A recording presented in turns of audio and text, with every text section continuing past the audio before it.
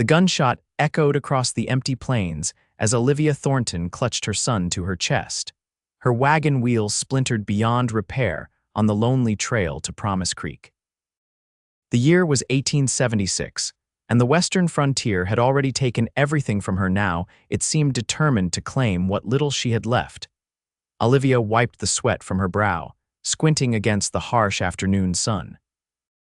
5 days since her husband's burial, 3 days on the trail alone with her 4-year-old son, and now this stranded in the middle of nowhere with night approaching.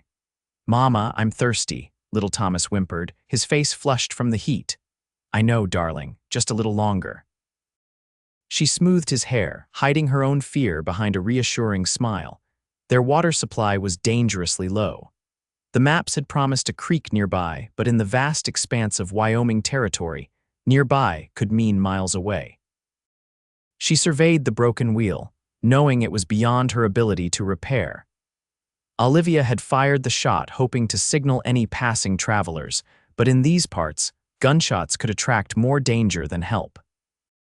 The sound of hoofbeats made her reach for her husband's revolver, tucked in the folds of her skirt. She positioned herself between the approaching rider and her son. The figure that emerged from the shimmering heat waves was tall and imposing, a man silhouetted against the setting sun. His horse, a magnificent chestnut stallion, snorted and pawed at the ground as they approached. "Afternoon, madam," the stranger called, keeping a respectful distance. "Heard your shot. You folks in trouble?" He removed his hat, revealing sun-weathered features and eyes as blue as the Wyoming sky. His beard was trimmed short, and despite the dust of the trail, there was something dignified about him. "Wheels broken beyond repair," Olivia replied, not lowering her gun. "My son and I are trying to reach Promise Creek." The stranger's eyes softened as he noticed the child peering out from behind his mother's skirts. "Name's Gabriel Ross. I own the Double R Ranch about 3 miles east of here." He gestured toward the horizon. "Promise Creek's still another day's ride, and night's coming fast." "Not safe for you and the boy out here." Olivia hesitated, weighing her limited options against the risk of trusting a stranger. "I can take you both to my ranch," Gabriel continued. "Get you settled for the night, then we can come back for your belongings tomorrow. My foreman can fix that wheel proper." "Why would you help us?" Olivia asked, suspicion edging her voice. Life had taught her that kindness usually came with a price. Gabriel dismounted slowly, keeping his hands visible. "Madam, out here, helping folks isn't charity, it's survival. Next time, it could be me with a broken wheel." He looked directly at Thomas. "Besides, I've got fresh water and hot food back at the ranch. Reckon the little one could use both." At the mention of food, Thomas tugged at his mother's skirt. "Mama, I'm hungry." Gabriel didn't push. He simply stood there, patient, as if he had all the time in the world. Olivia finally lowered the gun. "I'm Olivia Thornton. This is my son, Thomas. Pleased to meet you both." Gabriel nodded. "If you'll allow me, I'll help secure what you can on my horse, and you and the boy can ride." "I'll walk alongside." "You'd walk 3 miles in this heat." A slight smile crossed Gabriel's face. "Done worse for less reason, Mrs. Thornton." Within the hour, Olivia found herself perched on the stallion's back with Thomas secure in her arms, while Gabriel led them east across the plains. She watched his broad shoulders as he guided the horse, noticing how he periodically scanned the horizon, vigilant, protective. "My husband died 5 days ago," she found herself saying, the words escaping before she could stop them. "Fever took him. We were heading to Promise Creek to stay with my cousin." Gabriel glanced back, his expression solemn. "I'm sorry for your loss, Mrs. Thornton. Just when I thought our luck was turning," she continued, unsure why she was confiding in this stranger. James had secured work at the sawmill there. Now, her voice trailed off. "Frontier's hard on its own," Gabriel said. "Harder still on those going it alone." The sun was setting when they reached the Double R Ranch. Unlike the modest homesteads Olivia had seen, this was a substantial property. A large main house stood on a gentle rise, with a bunkhouse, barn, and several outbuildings spread across well-maintained grounds. A stream ran along the eastern edge, with cattle grazing in the distance. "You live here alone?" Olivia asked as Gabriel helped her and Thomas down from the horse. "Got a few hands who work the place, but they've got their own quarters." He led them toward the main house. "It's just me in here." The house was surprisingly comfortable inside, with solid furniture and touches that spoke of care curtains at the windows, a bookshelf filled with volumes, a quilt draped over a rocking chair. "My mother's," Gabriel explained, noticing Olivia's gaze on the quilt. "She passed 3 winters ago. My father built this place, but she made it a home." He showed them to a bedroom with a large bed and a smaller cot in the corner. "You and the boy can rest here. Washrooms down the hall. I'll have supper ready shortly." Left alone, Olivia helped Thomas wash up, marveling at the luxury of having a proper wash basin and clean towels after days on the trail. She splashed water on her own face, trying to gather her thoughts. The kindness of this stranger was disarming, and she wasn't sure how to respond to it. Over a simple but hearty supper of beef stew and freshly baked bread, Thomas's initial shyness gave way to childish curiosity. "Do you have horses?" he asked Gabriel between mouthfuls. "Several," Gabriel replied with a smile. "Including a gentle mare that might let a brave young man like you sit on her back." Thomas's eyes widened. "Could I, tomorrow, if your mother approves?" Gabriel looked to Olivia for permission. "We should be moving on tomorrow," she said hesitantly, "once our wagon is repaired." Gabriel set down his spoon.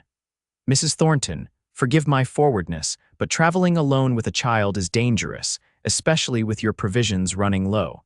My foreman can't look at your wagon until the day after tomorrow. He's in town getting supplies."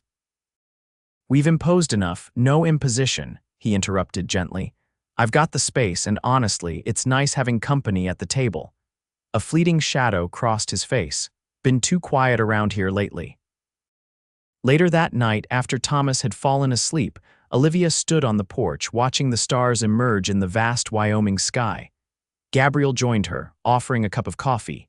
"Thank you," she said, accepting it. "For everything, no need for thanks." He leaned against the porch railing. "Where are you from originally, Mrs. Thornton?" "Boston. James had a position at a bank there, but when it failed, we decided to try our luck out west." She smiled ruefully. "I was so angry with him for bringing us here. Now I'd give anything to have him back, hardships and all." Gabriel nodded thoughtfully. "Loss has a way of changing how we see the past." "You speak like someone who knows," Olivia observed. He was quiet for a long moment. "Had a wife once, Sarah, lost her and our baby girl during childbirth 7 years ago." "I'm sorry," Olivia whispered, feeling the weight of his grief alongside her own. "Frontier gives and takes," Gabriel said, his voice low. "Gives you land, freedom, possibilities. Takes what you love most when you least expect it." They stood in companionable silence, 2 souls who understood loss in a way words couldn't capture. The next day brought unexpected joy as Gabriel kept his promise to Thomas, introducing him to a gentle mare named Daisy. Olivia watched her son laugh for the first time since his father's death as Gabriel led him around the corral, the boy's small hands gripping the saddle horn. "He's a natural," Gabriel commented as they watched Thomas pat Daisy's neck. "His father would be proud," Olivia said softly. "James always wanted a son who could ride." Gabriel glanced at her. "And what did you want, Mrs. Thornton?" The question caught her off guard. "I wanted what most women want, I suppose, a home, security for my child." She paused. "A chance to use my mind for more than counting pennies and worrying about the next meal." "You're educated." "More than was considered proper," she admitted. "My father was a professor who believed girls should learn as much as boys. I taught school before I married." Gabriel's eyes showed genuine interest. "We could use a teacher around these parts. Children on the neighboring ranches have to ride for hours to reach the schoolhouse in Promise Creek." Later that day, Gabriel took them to see her wagon, bringing along 2 of his ranch hands. While the men assessed the damage, Olivia sorted through her belongings, setting aside what they could carry if the wagon couldn't be salvaged. "Wheel's not the only problem," Gabriel said when he rejoined her. "Axle's cracked too. Frank thinks he can fix it, but it'll take a few days." Olivia sighed, feeling the weight of her situation pressing down again. "I can't stay at your ranch indefinitely, Mr. Ross." "Gabriel," he corrected. "And why not, at least until your wagon's repaired?" "Because it isn't proper, and because," she stopped, struggling to articulate her feelings. "Because you're afraid of being beholden to me," he finished for her. She nodded, relieved he understood. Mrs. Thornton, Olivia, she interrupted. If I'm to call you Gabriel. A smile touched his lips. Olivia, I have no expectations beyond offering shelter to someone who needs it. You and your boy are welcome at the Double R for as long as necessary. No strings attached. That evening, as they sat on the porch after Thomas had gone to bed, Olivia found herself sharing stories of her life back east, of her hopes when she and James had decided to move west, of her fears now that she faced the frontier alone. Gabriel listened attentively, occasionally offering insights about the territory or sharing his own experiences. There was an ease between them that surprised her, a connection that seemed to defy the short time they'd known each other. "Why did you never remarry?" she asked suddenly. Gabriel looked startled, then thoughtful. "Never found reason enough, I suppose. The ranch keeps me busy, and most women aren't keen on the isolation out here." "It is isolated," Olivia agreed, "but also beautiful in its way. There's a freedom to it." "That's exactly it," Gabriel said, his expression brightening. "Most folks just see the hardship, not the beauty." He studied her face in the lantern light. "You see it, though." Their eyes held for a moment too long, and Olivia felt a flutter of something she hadn't expected: attraction, possibility, hope. Alarmed by her own feelings, she stood abruptly. "It's getting late. I should check on Thomas." Gabriel rose as well. "Of course. Sleep well, Olivia." Over the next few days, a routine developed. Gabriel would head out early to work with his hands, returning midday to have lunch with Olivia and Thomas. The boy had taken to following Gabriel whenever possible, fascinated by ranch life and hungry for male attention. Olivia found herself looking forward to their conversations, to the way Gabriel would bring her wildflowers he'd spotted while riding, or how he'd remember details from their talks and ask follow-up questions days later. A week after their arrival, Frank the foreman returned with news that the wagon repairs would take longer than expected. Parts needed to be ordered from Cheyenne. "Could be another 2 weeks," Gabriel informed her as they walked along the stream that bordered the property. "I've sent word to your cousin in Promise Creek, letting her know you're safe. 2 more weeks of imposing on you," Olivia sighed. "You're not imposing. In fact," he hesitated, then pressed on. "I was hoping to propose something." Olivia tensed, uncertain what was coming. "The ranch has a small cabin about a quarter-mile from the main house. It was meant for the foreman, but Frank prefers staying with the other hands. It needs some fixing up, but it could be yours and Thomas's while you decide what you want to do next." "I couldn't possibly. You mentioned you were a teacher," Gabriel continued. "I spoke with some of the neighboring families. 5 of them have children of school age who can't make the trip to Promise Creek regularly. They'd be willing to pay for lessons if someone qualified were teaching locally." Olivia stared at him, stunned by the thought he'd put into this. "You've been planning this?" Gabriel looked slightly embarrassed.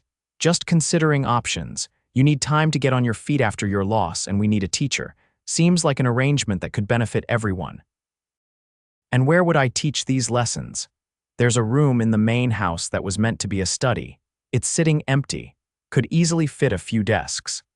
The possibility was tempting, a chance to support herself and Thomas without being entirely dependent on her cousin's charity. But there was another concern. People would talk, Gabriel, a widow living on an unmarried man's property. "That's why the cabin makes sense. It's close enough for safety but separate enough for propriety." He picked up a stone and skipped it across the water. "Besides, folks around here judge by actions more than appearances. They'll see you teaching their children, living modestly, keeping to yourself. That matters more than gossip." That night, Olivia lay awake long after Thomas had fallen asleep, weighing Gabriel's proposal. The man himself was becoming a complication. She found herself watching him when he didn't notice, admiring his patience with Thomas, his quiet competence, the respectful way he treated his workers. It was too soon after James's death to be having such thoughts, yet they came unbidden. What would life be like, she wondered, to build something permanent here, not just as Gabriel's tenant but as something more? The thought both thrilled and terrified her. The next morning, Thomas woke with a fever. By midday, he was coughing severely, his small body burning with heat. Gabriel rode immediately for the doctor in Promise Creek, returning with an elderly man named Dr. Wilson who diagnosed pneumonia. "It's serious," the doctor told them after examining Thomas. "The boy's lungs are congested. He'll need constant care for the next few days." Olivia barely left her son's side, sponging his forehead with cool water, coaxing him to take sips of broth, whispering reassurances when he cried in discomfort. Gabriel was a constant presence, bringing fresh water, preparing meals, taking over when Olivia needed rest. On the third night, when Thomas's fever spiked dangerously high, Olivia found herself sobbing in the hallway outside his room. "I can't lose him too," she whispered when Gabriel found her there. "I can't." Without hesitation, Gabriel pulled her into his arms, letting her cry against his chest.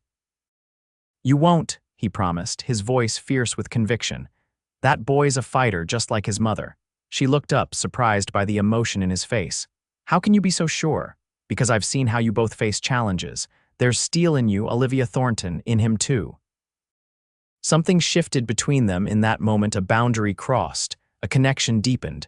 By morning, Thomas's fever had broken.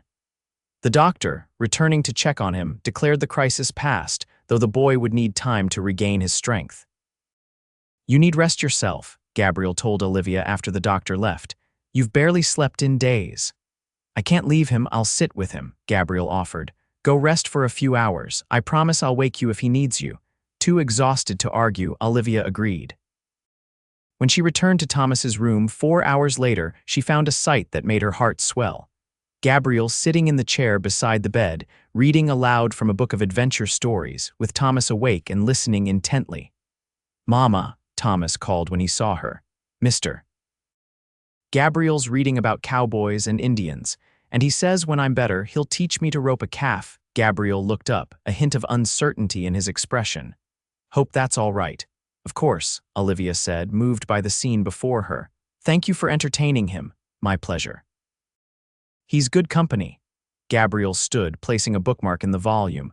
"I'll let you two have some time together." As he passed her in the doorway, Olivia impulsively caught his hand. "Gabriel, thank you for everything." His fingers tightened briefly around hers. "No thanks needed." Thomas's recovery was slow but steady. By the end of the week, he was able to sit up in bed for longer periods, his appetite returning. Gabriel spent hours with him, bringing small wooden toys he'd carved and telling stories of his own childhood on the ranch. Olivia used the time to explore the cabin Gabriel had mentioned. It was small but sturdy, with 2 bedrooms, a common area, and a kitchen. Though dusty from disuse, she could see its potential. With some cleaning and modest furnishings, it could indeed become a home for her and Thomas. She also examined the room Gabriel had suggested for a schoolroom.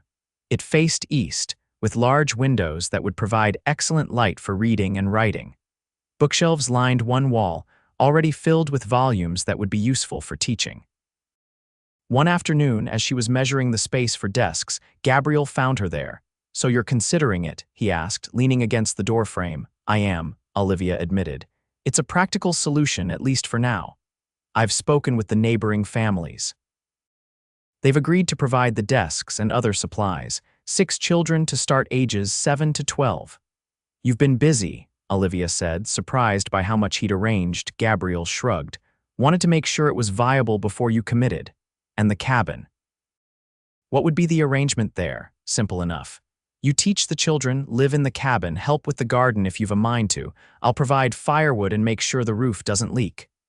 "And rent, we can work something out," he said vaguely.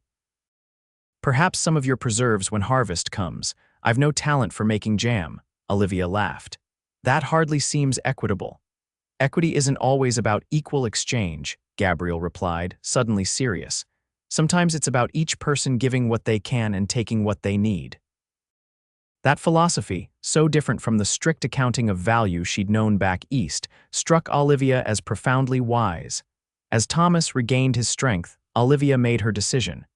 She would accept Gabriel's offer, at least until spring. By then, she would have saved enough from teaching to make other arrangements if necessary.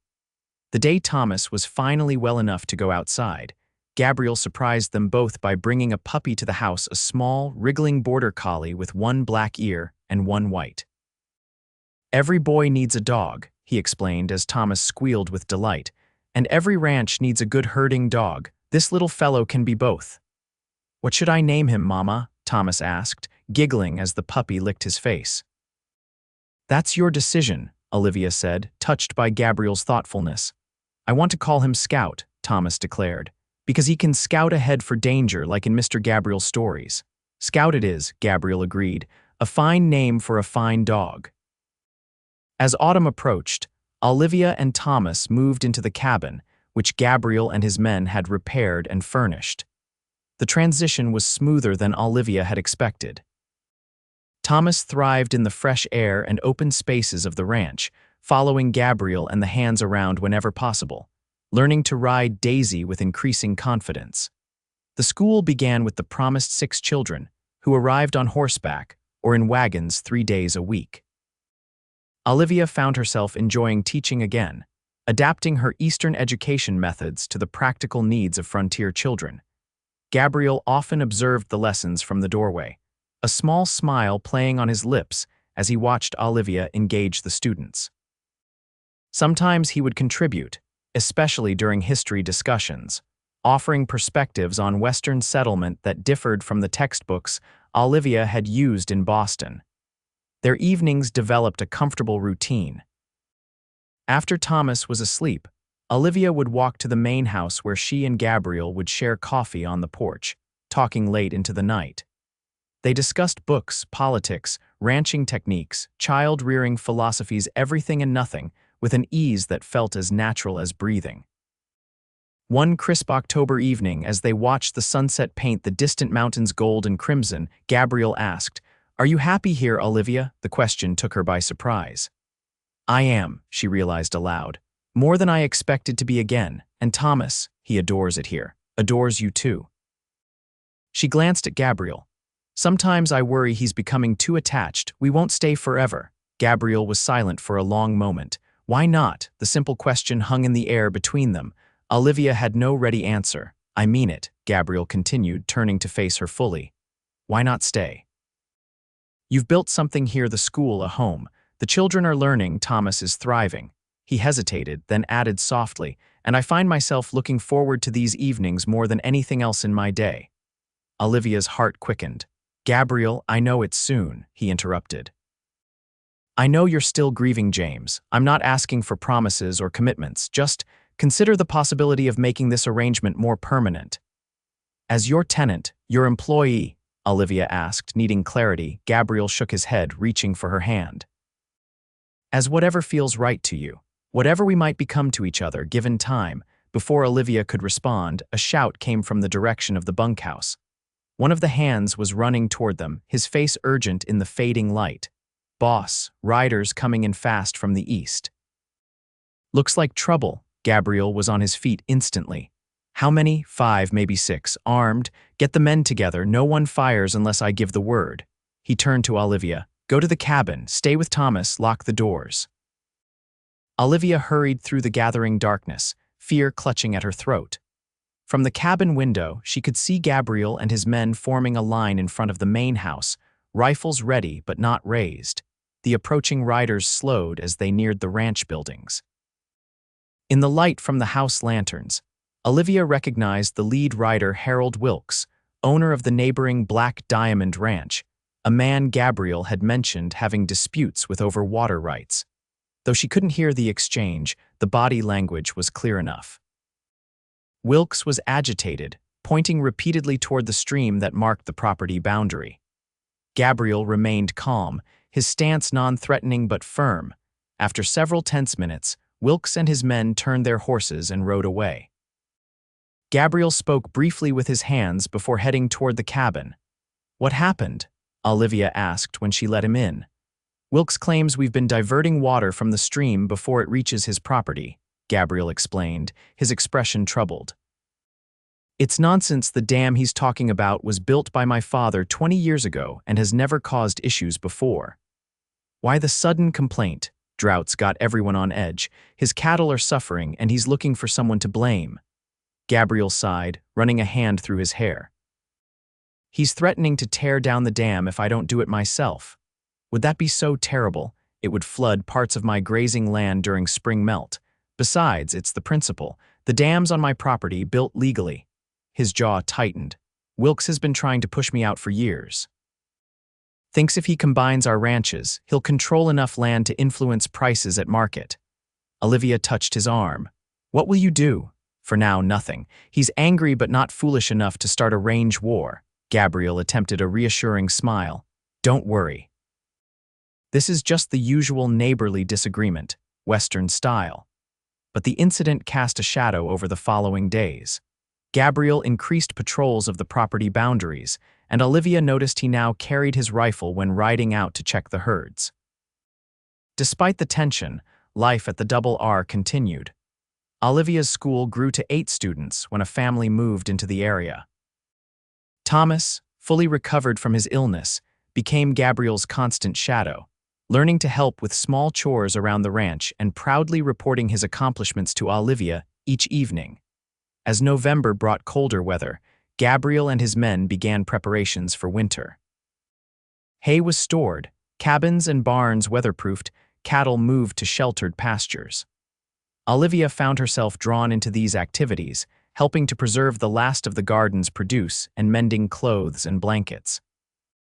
One evening, while Thomas was playing with Scout by the fireplace in the main house, Gabriel presented Olivia with a package wrapped in brown paper. "What's this?" she asked, surprised. "Open it and see," he urged, an unusual nervousness in his manner.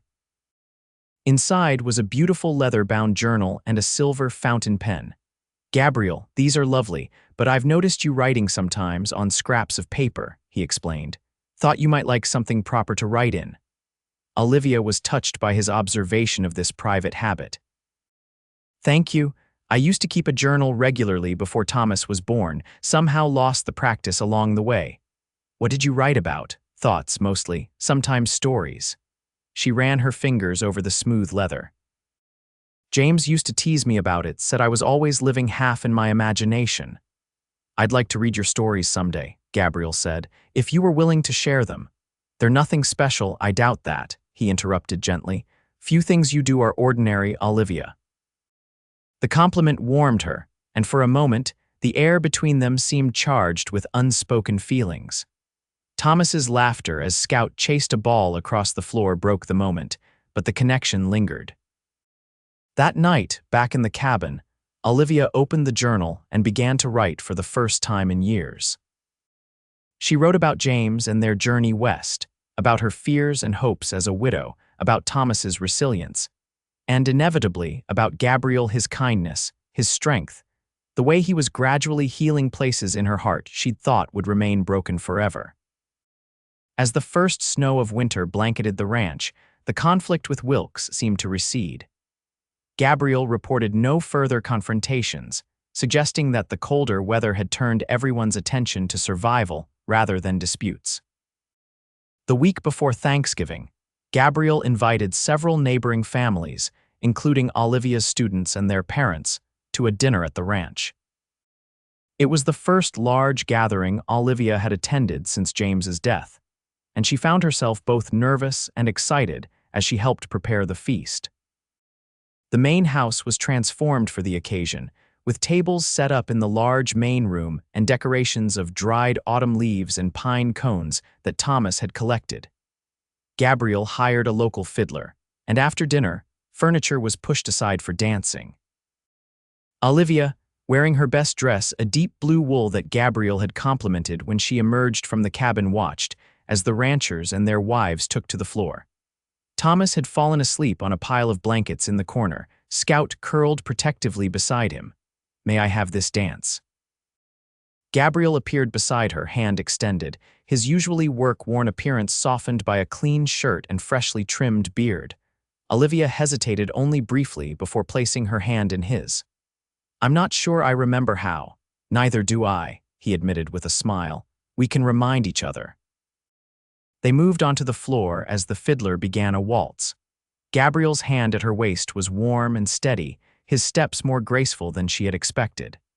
As they turned among the other couples, Olivia felt a lightness she hadn't experienced in months, perhaps years. "Everyone's watching us," she murmured, noticing the glances from around the room. Let them, Gabriel replied, his eyes never leaving her face.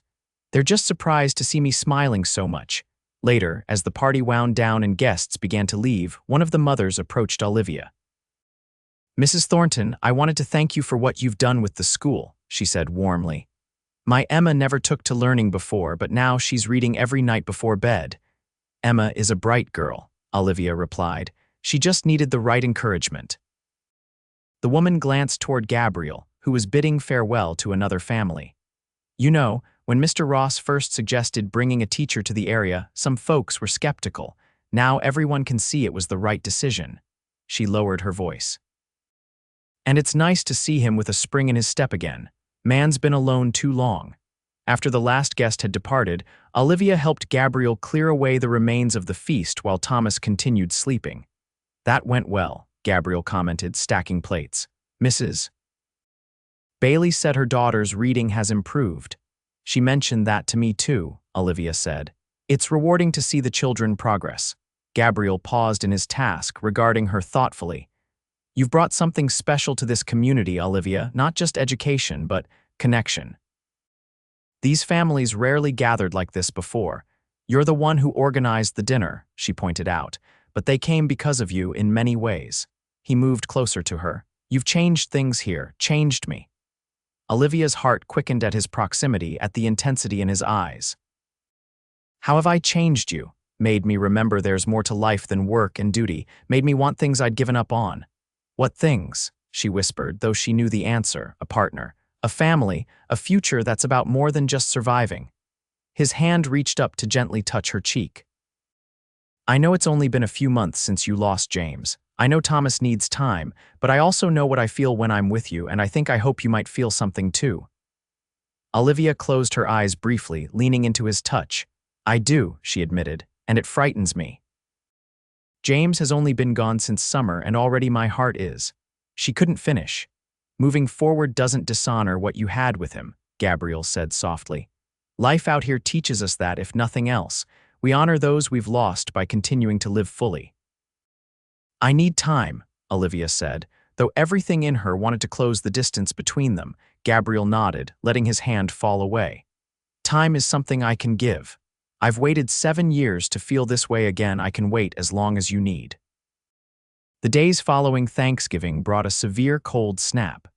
Gabriel and his men worked tirelessly to ensure the cattle had access to feed and unfrozen water.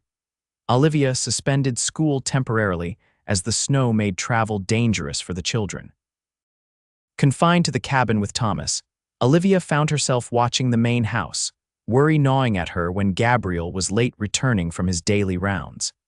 The stark reality of ranching life in winter, its isolation and dangers, was becoming clearer. One afternoon, when the temperature had risen enough to make outdoor activities bearable, Thomas begged to build a snowman.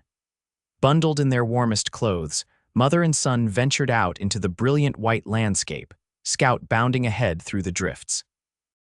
They were putting the finishing touches on their creation when the sound of approaching horses made them look up. Gabriel was returning with 2 of his hands, all 3 men frosted with snow and looking exhausted. "Lost 2 calves to the cold," he reported when he dismounted near them. Despite his weariness, he smiled at their snowman. "Fine-looking fellow you've built there." "He needs a hat," Thomas declared. "Can we use your hat, Mr. Gabriel?" "Thomas," Olivia began to object, but Gabriel was already removing his hat and placing it atop the snowman. "There. Now he's properly dressed." He ruffled Thomas's hair. "Good work, partner." The casual endearment partner made Olivia's heart twist. Gabriel had become so much more than a benefactor to them both. That evening, after Thomas was asleep, Olivia made the cold walk to the main house. She found Gabriel in his study, reviewing accounts by lamplight.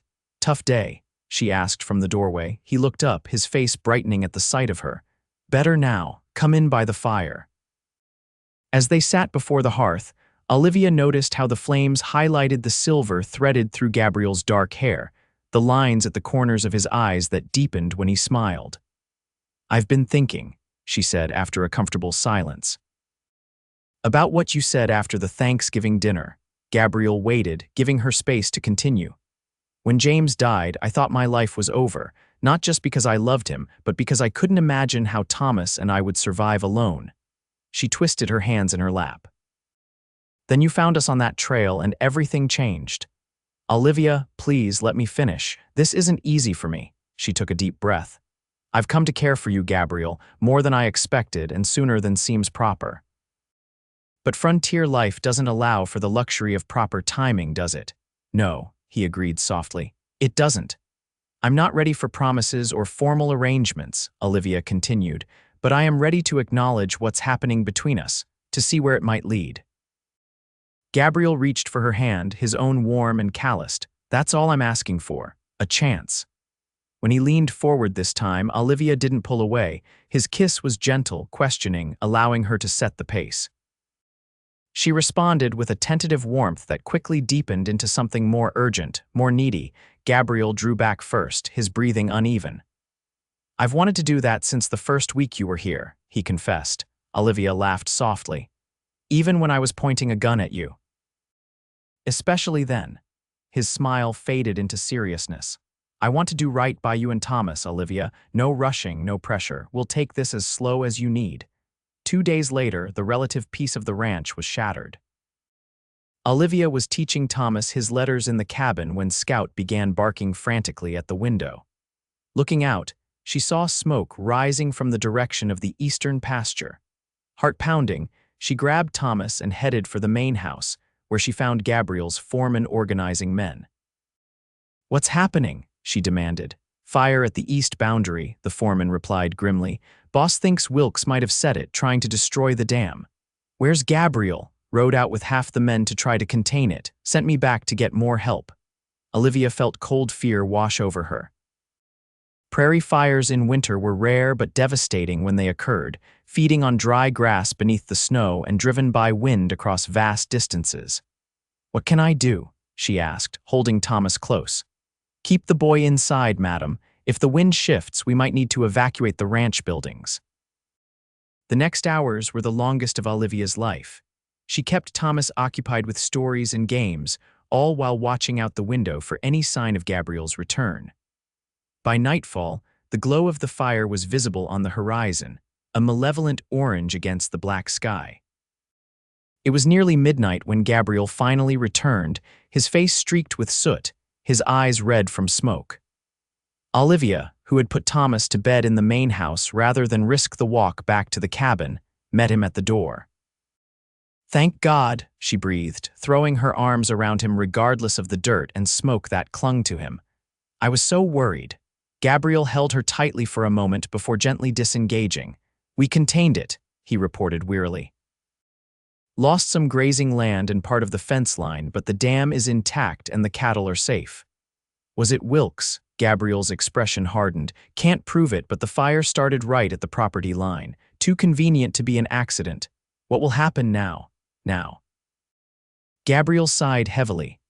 Now I need to clean up and sleep for about 12 hours. Tomorrow I'll ride to the sheriff in Promise Creek, file a report. Not that it will do much good without proof. Olivia insisted on drawing a bath for him, heating water and adding it to the copper tub in the washroom. When Gabriel emerged later, clean and dressed in fresh clothes, she had food waiting simple fare but hot and plentiful. You don't have to do this, he protested as she urged him to eat. I want to, Olivia replied simply. You've taken care of us. Let me take care of you now. As winter deepened, the tension with Wilkes seemed to subside again. The sheriff had visited both ranches, delivering stern warnings about the consequences of range wars, and for the moment, an uneasy peace prevailed. Life on the Double R settled into a rhythm. School resumed as the weather allowed, with Olivia now teaching 10 children. Thomas, approaching his 5th birthday, showed an aptitude for numbers that made Gabriel joke about training him as the ranch accountant. Christmas brought a celebration more intimate than Thanksgiving, but no less joyful. Gabriel presented Thomas with a hand-carved wooden train and Olivia with a delicate silver brooch that had belonged to his mother. I can't accept this, she protested when she opened the small box. It should stay in your family. Gabriel's eyes held her steadily. I'm hoping it will. The implication of his words hung in the air between them. a promise for the future that neither was quite ready to articulate fully. As January's harsh weather confined them often to the indoors, Gabriel and Olivia's relationship deepened. Their conversations ranged from practical matters of ranch management to philosophical discussions of books they shared. Physical intimacy remained largely limited to kisses and embraces, both of them aware of the boundaries propriety demanded. Thomas, observant as children often are, began to ask questions about their relationship.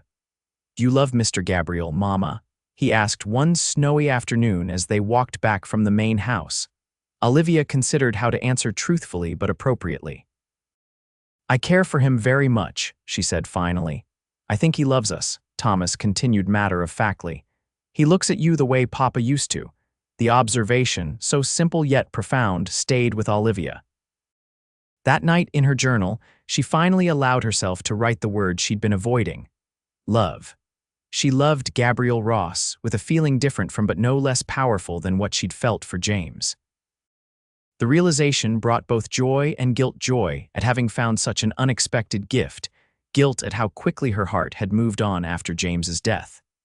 Yet as Gabriel had said, perhaps moving forward was its own form of honoring the past. In February, a severe blizzard isolated the ranch for nearly a week. With no chance of holding school, Olivia and Thomas stayed in the main house, the cabin being more difficult to keep warm in such extreme conditions. The arrangement created a temporary domestic arrangement that felt surprisingly natural: Gabriel and Olivia sharing meals and household tasks. Thomas treating the house as if it had always been his home. One evening, with Thomas asleep and the blizzard howling outside, Gabriel broached a subject they'd been circling for weeks.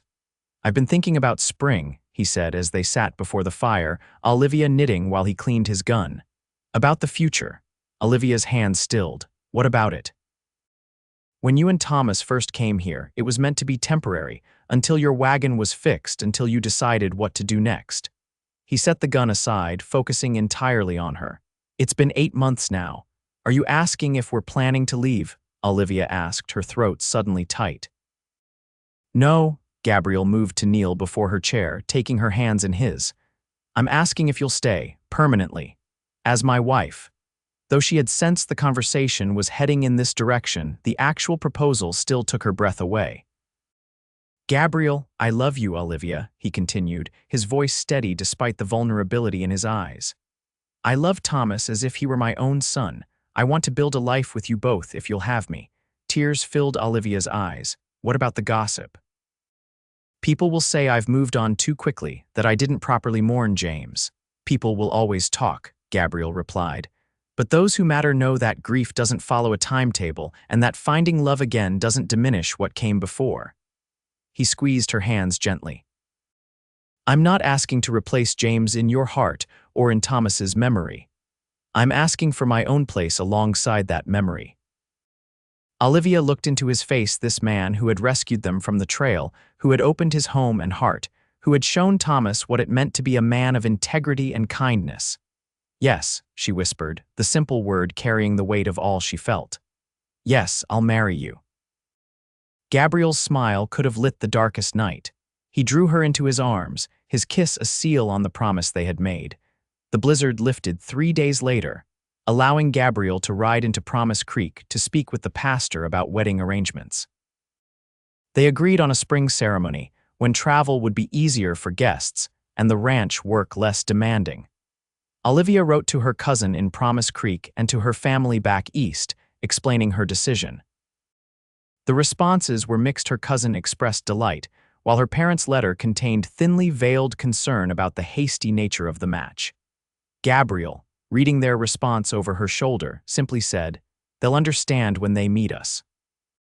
As winter began to loosen its grip on the land, Olivia noticed Gabriel spending more time checking the eastern boundary of the property. Though he tried to hide his concern, she knew he was worried about renewed conflict with Wilkes once the snow melted. "Should we postpone the wedding?" she asked one evening. "Until things are more settled with the Black Diamond," Gabriel shook his head firmly. "I won't let Wilkes dictate our lives. Besides, having a wedding with half the county in attendance might remind him that we have friends and allies. March brought the first signs of spring, patches of bare ground appearing amid the melting snow, birds returning from their winter grounds, cattle beginning to calve. School resumed full-time, with Olivia now teaching 12 children, including 2 from a family that had moved specifically to be within reach of her classroom. Thomas turned 5, celebrating with a party that brought together the ranch hands, school families, and neighbors. Watching him blow out the candles on his cake, Olivia felt a wave of gratitude for how far they had come from that desperate day on the trail. The wedding was set for the first Saturday in April. Olivia, with help from the mothers of her students, sewed a new dress of cream-colored silk ordered from Cheyenne. Gabriel, in an uncharacteristic display of vanity, commissioned a new suit from the same source. 2 weeks before the wedding, the confrontation everyone had been dreading finally erupted. Gabriel and 2 hands were checking fence lines when they encountered Wilkes and several of his men deliberately cutting through Double R property. "He claims it's a shortcut to town," Gabriel reported to Olivia that evening, his jaw tight with anger. "But they had axes and saws with them. I think they were planning to damage the dam." "What happened?" "We outnumbered them this time." They backed down, but Wilkes made threats about finishing this once and for all. Gabriel ran a hand through his hair. "I'm writing to the sheriff tomorrow. This has gone on long enough." The sheriff's intervention proved inadequate. Though he visited the Black Diamond and issued another warning, Wilkes remained defiant, insisting that the water dispute was legitimate and threatening legal action. Tension hung over the ranch as wedding preparations continued. Gabriel increased the night patrols and made sure Olivia and Thomas were never alone at the cabin. The celebratory mood was dampened but not extinguished. Both Gabriel and Olivia were determined that their new beginning would not be overshadowed by conflict. 3 days before the wedding, disaster struck. Gabriel was awakened in the pre-dawn hours by one of his hands pounding on the door. "Fire at the barn, boss." The man shouted. The entire ranch was mobilized within minutes. Olivia, hearing the commotion from the cabin, quickly dressed Thomas and herself before hurrying to help. The barn, filled with winter hay supplies and equipment, was fully engulfed when they arrived.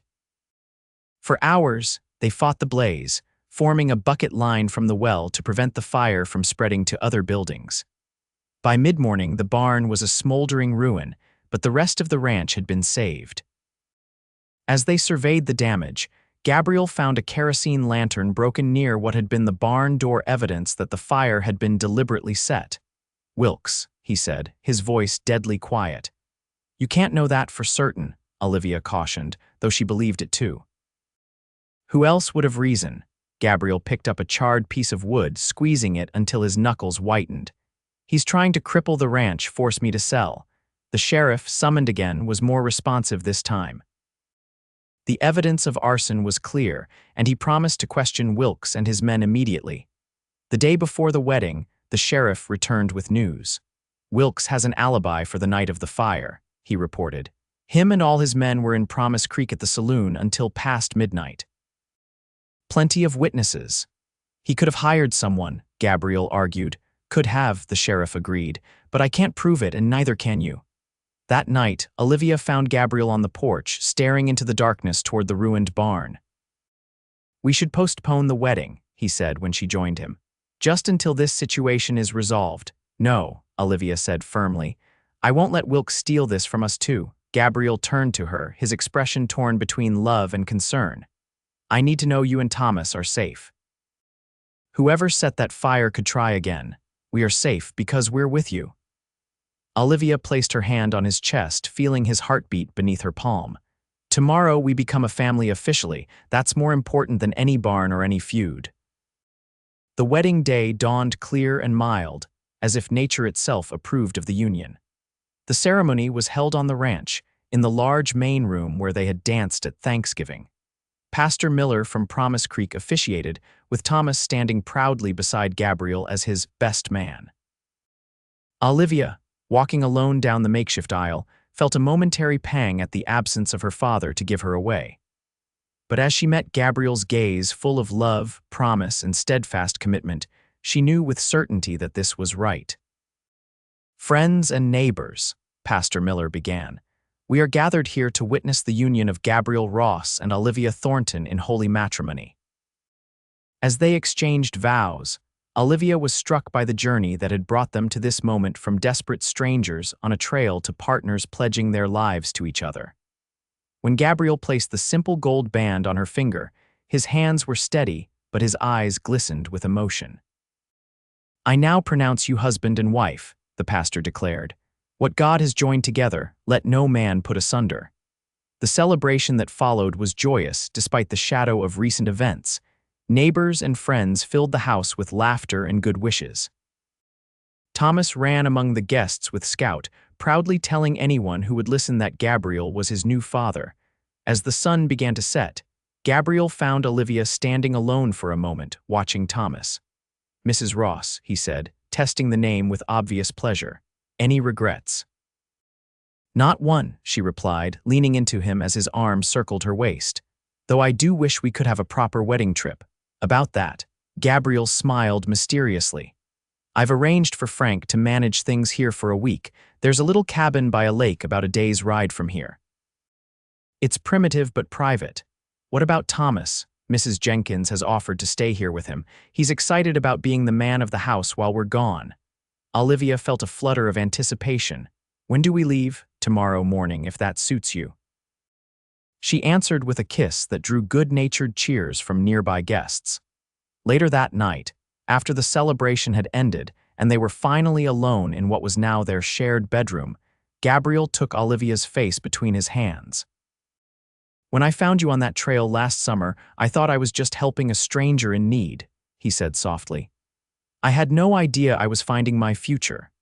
"God works in mysterious ways," Olivia replied, remembering how close she had come to refusing his help that day. Their first night as husband and wife was tender and passionate, a physical expression of the love that had grown between them over the months. For Olivia, it was both familiar and new, the intimacy recognizable, but Gabriel's touch, his responses, uniquely his own. In the quiet aftermath, as they lay tangled together in the moonlight filtering through the window, Gabriel traced patterns on her bare shoulder. "I want to tell you something," he said. "Something I've been thinking about for a while." "What is it?" Olivia prompted, hearing a note in his voice that suggested importance. "When you and Thomas first came here, I offered you land to live on, a place to rebuild your lives." He paused, gathering his thoughts. "But somewhere along the way, I realized I wanted to give you more. Not just land, but my name. Not just shelter, but my strength." Olivia lifted herself onto her elbow to see his face better. "And you have, Gabriel, you've given us everything." He shook his head slightly. "No, you've given me something far greater.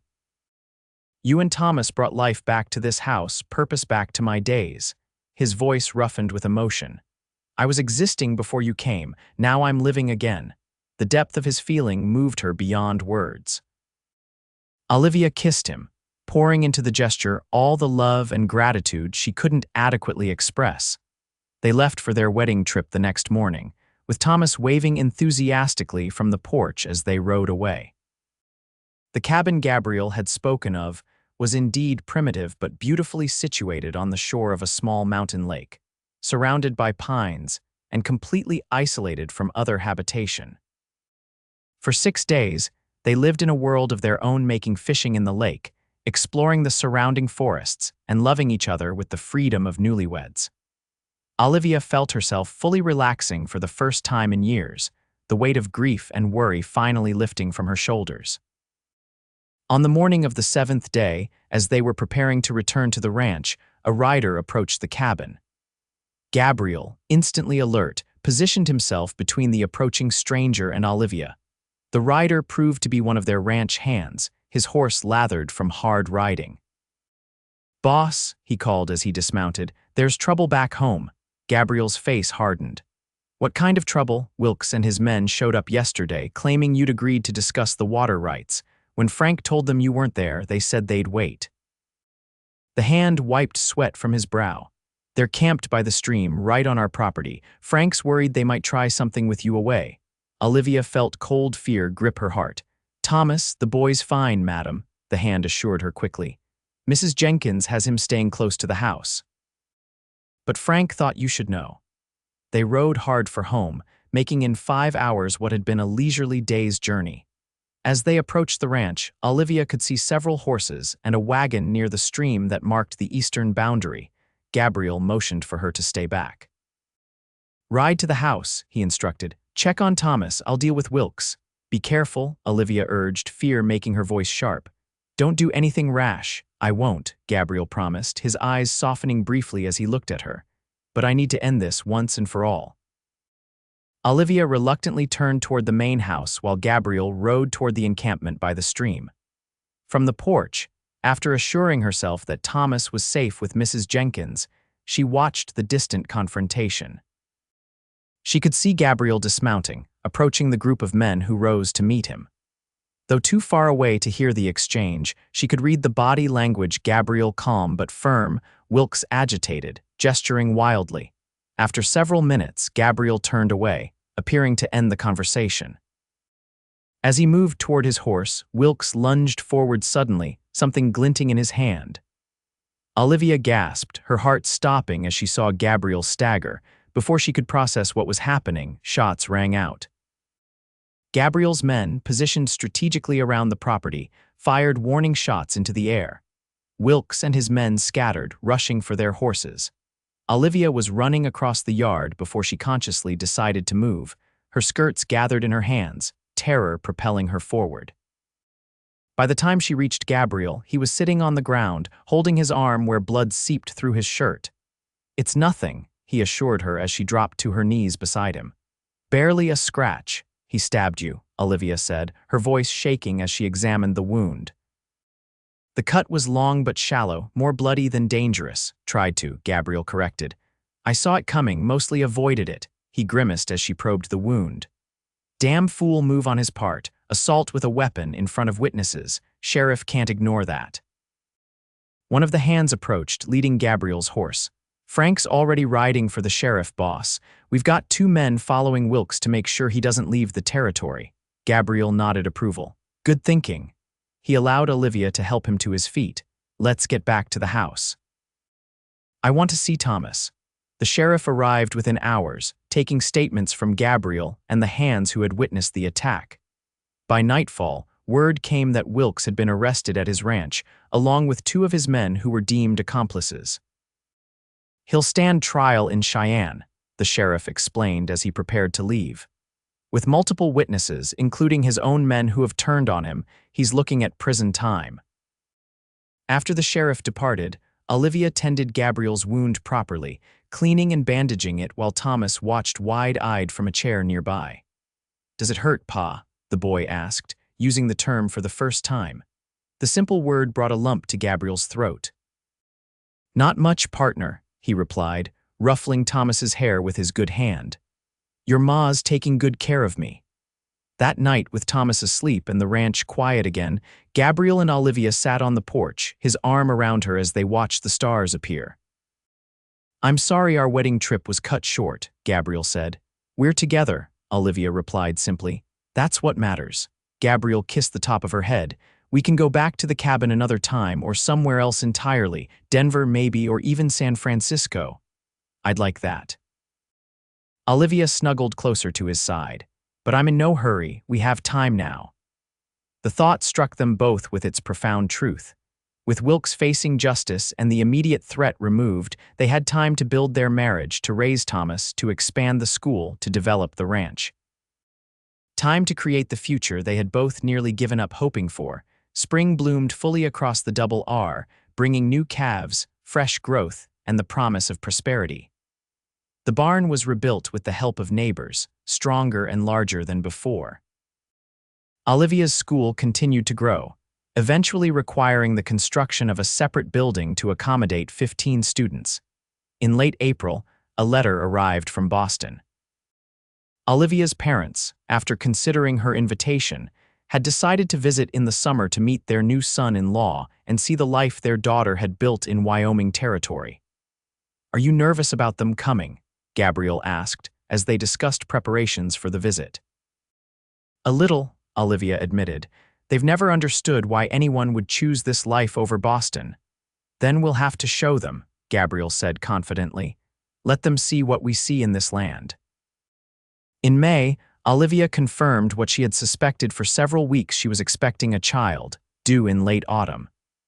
The news brought joy to the entire household, with Thomas especially excited about becoming a big brother. Will it be a boy or a girl? He asked repeatedly. We won't know until the baby arrives, Olivia explained patiently. I hope it's a brother, Thomas declared. But a sister would be good too. I can teach her to ride like Pa is teaching me. Gabriel, watching his stepson's enthusiasm, felt a wave of gratitude for how completely Thomas had accepted him. The boy still spoke of his birth father sometimes, keeping James's memory alive, but he had embraced Gabriel with a child's wholehearted capacity for love. As summer approached, bringing with it the busiest season on the ranch, Gabriel often found himself pausing in his work to watch Olivia teaching in the schoolroom, tending her garden, reading to Thomas on the porch. Her pregnancy had brought a new glow to her already beautiful face, a serenity that touched everyone around her. One evening, as they walked along the stream where their story had nearly ended in violence, Gabriel stopped to pick a wildflower and tuck it behind Olivia's ear. Happy?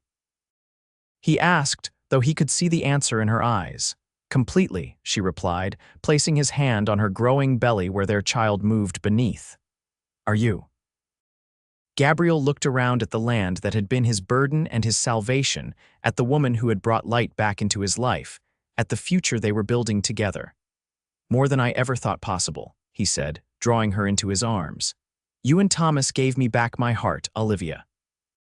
This baby is giving us our future. As the sun set behind the distant mountains, casting long shadows across the ranch, they both now called home. Gabriel and Olivia stood together on land that had witnessed their journey from strangers to family, a journey that had begun with a broken wheel on a dusty trail and a cowboy's promise to a broken-hearted mother. I'll give you my land, my name, and my strength. It was a promise he had kept and would keep for all the days of their lives together.